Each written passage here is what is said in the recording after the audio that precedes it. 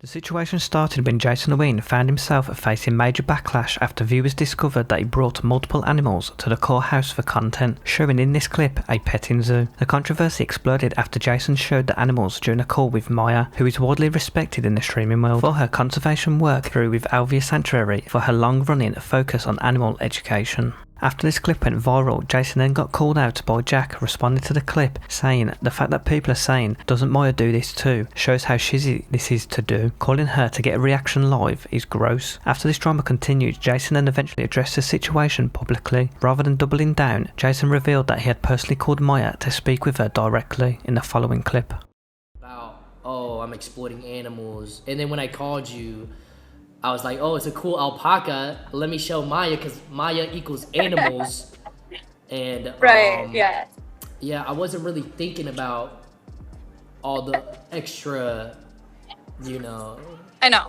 things like I know. that. But yeah. And that's like, it's just because people don't know any better. But then you learn, and then you do better. And that's all that it is, and it's fine. And Jason apologized to me day of.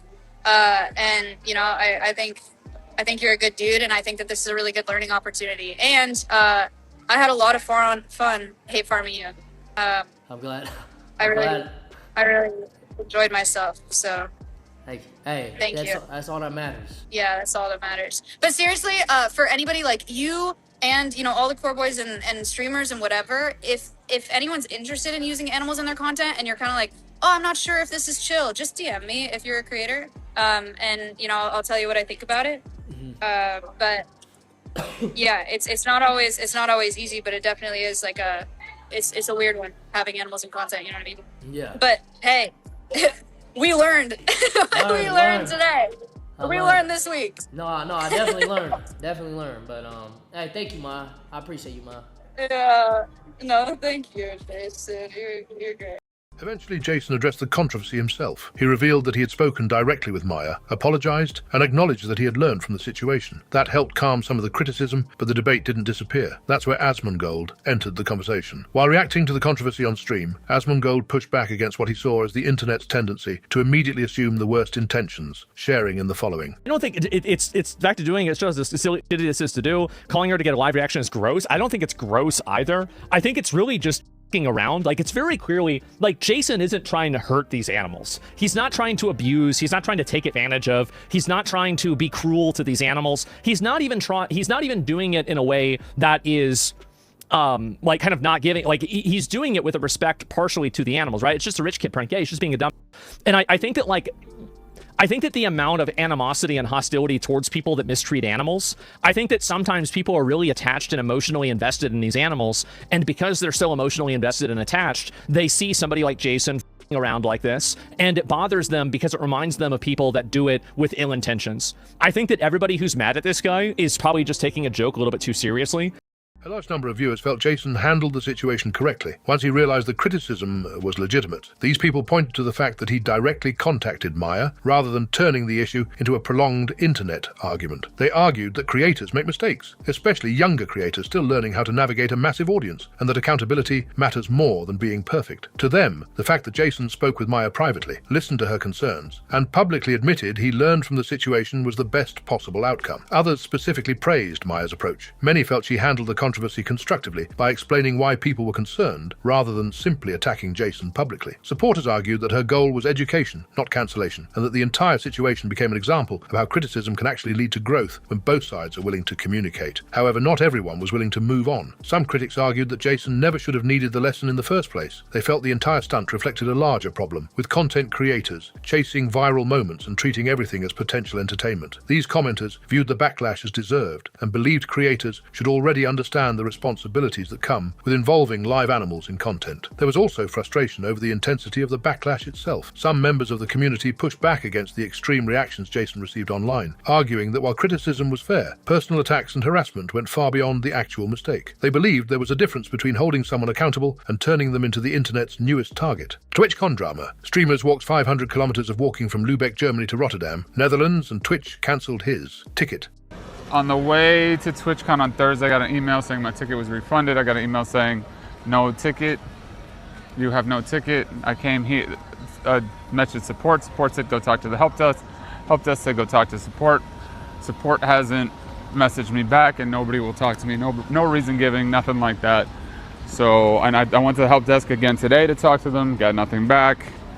That's the long and short of it. That's the long and short of it. He walked for 27 days to TwitchCon and live-streamed the whole time, 500 kilometers of walking from Lubeck, Germany to Rotterdam, Netherlands, and a day right before arriving his ticket was refunded, and no one gives him an answer why. The discussion started when Destiny once again found himself talking about one of the longest-running debates in online political content, whether major political commentators should be willing to defend their views in live debates. During the conversation, Destiny specifically brought up both Hassan Piker and Asmongold, arguing that there's a major difference between having strong political opinions and being willing to publicly defend those opinions when challenged. Destiny shares in the following. Debate. I think it should be one of the biggest red flags in the world if your political pundit that's out there in the world can't have a debate. I think it should just be an expectation. Like, it's the equivalent to I think debate's a bad word sometimes. It's like a conversation. What people would think normally.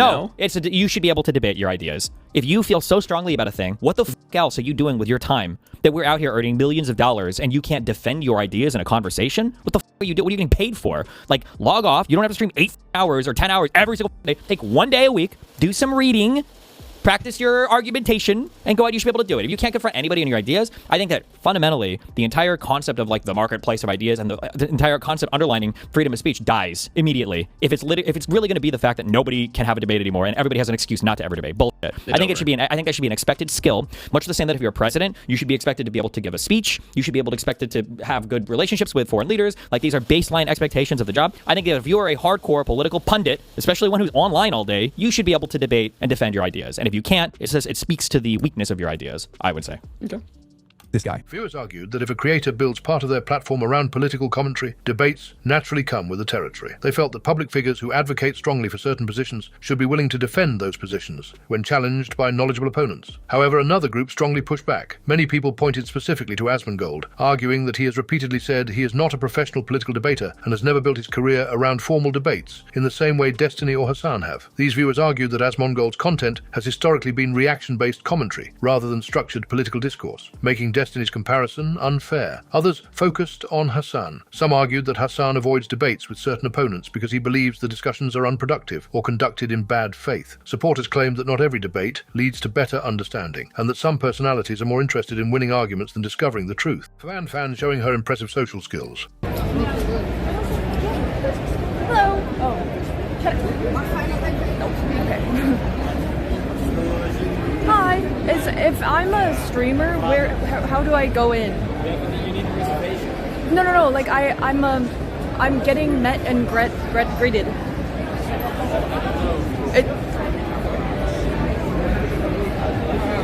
I'm getting greeted. Like, I'm one of the. Okay, thank you. Rest in peace.